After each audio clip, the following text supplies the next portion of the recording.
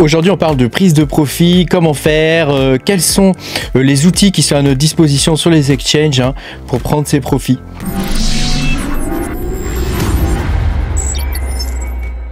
Bonjour les amis, je suis très content de vous retrouver aujourd'hui pour cette nouvelle vidéo où on va parler de prise de profit, comment gagner des thunes quoi avec les cryptos qu'on a ou qu'on achète, etc. Pense à mettre un petit pouce bleu et à t'abonner à la chaîne si t'es pas abonné. Voilà, je te rappelle que tu peux me soutenir en allant sur patreon.com/makertronic. Tu pourras voir mes vidéos en avance. Alors on va pouvoir commencer. L'idée de cette vidéo, c'est que je te montre comment on fait pour prendre ses profits. Et puis je te montre aussi les outils qu'il y a sur les exchanges, tu vois, les limites, market, etc. Voilà, on va parler un petit peu de tout ça et on va parler surtout d'ordre automatique parce que c'est ça qui est le plus simple. Donc on va prendre une courbe au hasard, on va prendre celle du SUI. Alors je sais plus où je l'ai mise, je vais la retrouver. Voilà, BitGet SUI, voilà, c'est ici. Toc. Voilà, on va prendre la courbe le graphique du SUI et comme ça je vais te montrer ce que j'ai fait, mon expérience personnelle au niveau du SUI. Et après tu me diras ce que tu en penses. Attends, voilà, hop, on copie, on agrandit un petit peu tout ça, voilà. Et on va regarder avec la courbe où prendre ses profits, comment les prendre, etc. etc. Alors attends, hop, je vais mettre la petite main. Est-ce qu'on peut bouger? Attends. Est-ce qu'on peut bouger? Oui, comme ça. Voilà, nickel. Voilà, là on est bien, on peut commencer. Donc ça c'est la courbe du SUI, et tu vois, moi je suis rentré sur le SUI à peu près à ce niveau-là, c'est-à-dire aux environs de 20, de 30 quoi. De 30, de 20, tu vois, quelque chose comme ça. Voilà. Donc tu vois qu'il a eu une belle progression depuis, puisqu'il est monté jusqu'à 4,50 ici. Donc le trait est peut-être un peu gros au niveau de l'épaisseur.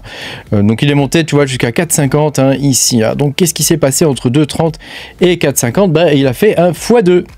Il a fait un x2. Donc moi, quand le truc fait un x2, en termes de stratégie, tu vois, ici, tu vois, hop, ouais, c'est pas joli. Et ils sont pas très beaux, mais je suis pas doué aujourd'hui. J'ai la crève.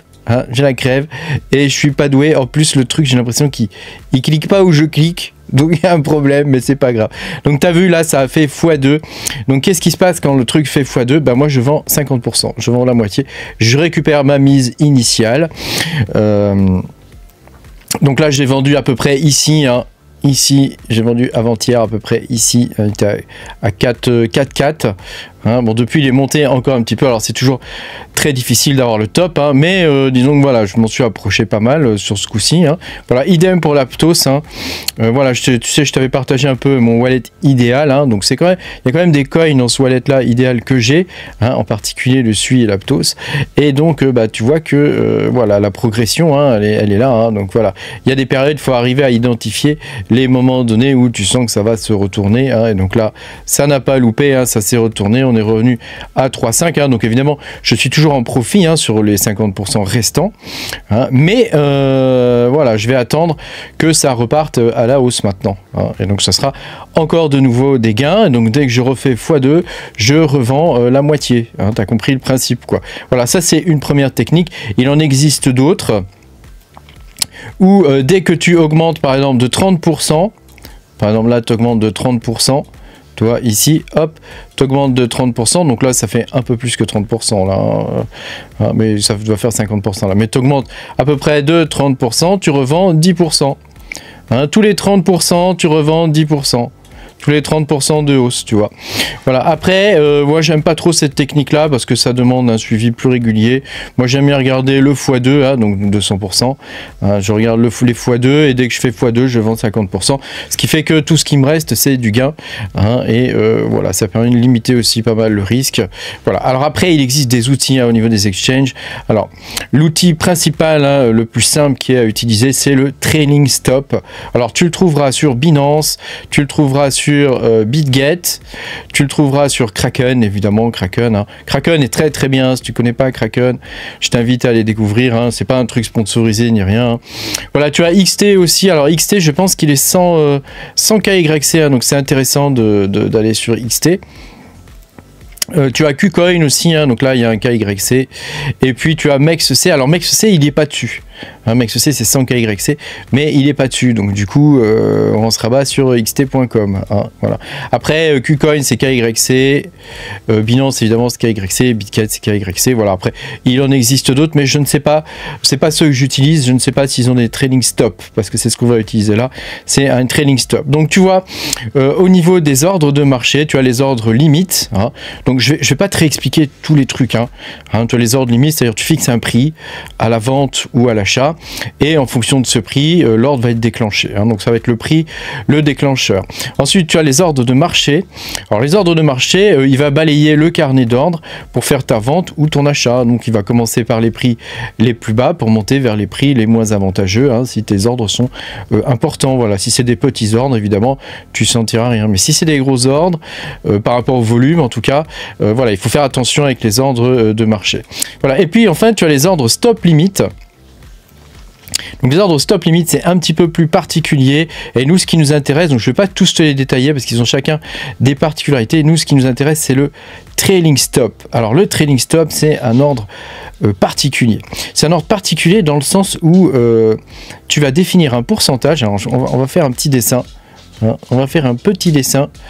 Alors attends, on va supprimer tous les trucs que j'avais dessinés. Toc toc toc toc toc, CTRL Z, CTRL Z.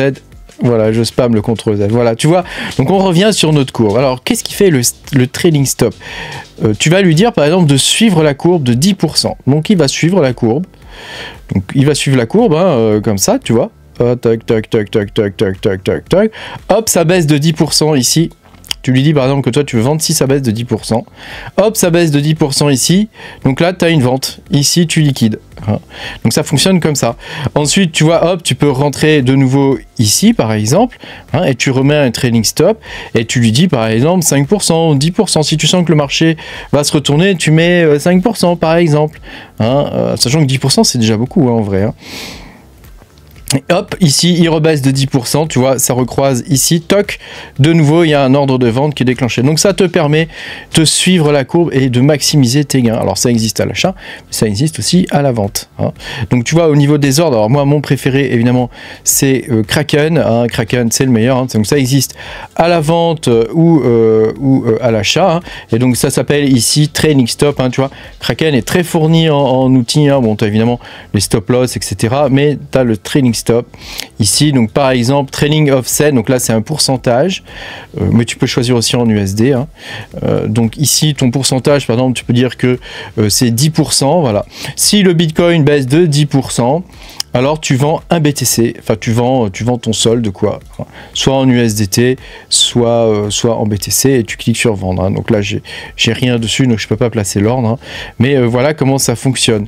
Hein. Donc 10%, ça peut être beaucoup, hein, sur le Bitcoin maintenant, hein, ça peut représenter quand même 10 000 $, hein, ça peut être quand même une somme assez importante, donc peut-être que tu peux mettre 5%, etc. Après, c'est courant, hein, que le marché perde 3-4%, c'est courant, mais disons qu'en phase haussière, voilà, c'est quand même, voilà, en phase haussière, tu vois, c'est quand même plus cool, quoi. Hein, c'est plus cool.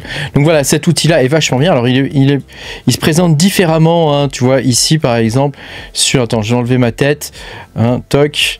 Sur BitGet, il est très bien fait aussi, hein, sur BitGet. Donc tu vois, achat ou vente. Donc nous on se met en vente. Hein, donc ici tu renseignes pas le prix, par exemple. Tu mets un taux de rappel, par exemple, de 10%. Voilà, avec un ordre limite et une quantité. Alors tu peux choisir marché, hein, tu mets marché et pas limite ici, hein, tu mets marché, vendre au prix du marché, donc il va vendre au prix du marché à partir du moment où tu es 10%. Le meilleur en vrai c'est celui qui est sur BitGet, hein, tu vois qu'au niveau de l'outil, hein, et la quantité, voilà, tu peux, quantité minimale, hein, donc là tu mets le maximum et puis tu fais ta vente, quoi. Donc tu mets rien ici au niveau du prix. Taux de rappel, tu mets 10%, hein, tu mets rien ici, comme ça il va prendre le prix sur lequel on démarre. Hein, donc par exemple, si ici on est à 3,55, hop, il démarre là, parce que si tu démarres plus haut, c'est dommage, tu risques d'en louper un, et si tu démarres plus bas, tu risques de vendre trop rapidement, quoi.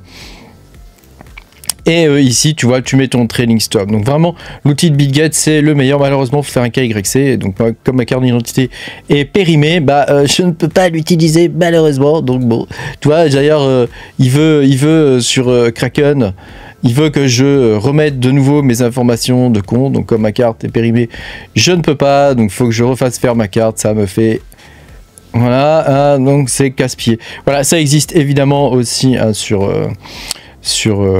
Binance, hein. Donc là tu vois eux ils mettent 1-2%, donc bon on va mettre un peu plus, 5%. Donc ici tu mets ton ordre limite, hein. Donc là c'est un ordre limite, hein, contrairement à ce qu'on a vu tu sais ici, hein, où tu peux faire le prix du marché, hein. Voilà, ici c'est un ordre limite, tu mets ton montant et voilà, tu peux avoir un prix d'activation aussi ici, hein, tu peux dire un prix d'activation en USDT, hein. Donc voilà comment ça fonctionne. En vrai c'est très simple, hein. Il suffit juste de savoir quoi mettre dans les cases, hein. Sur KuCoin pareil, hein, on l'a à l'achat et à la vente, hein. Donc tu choisis ici, hein, Trailing Stop, hein, donc si tu as fait le KYC sur KuCoin, donc ici Activation Price tu mets rien, ici tu mets 5% ou 10% par exemple, ou plus, hein, c'est comme tu le sens.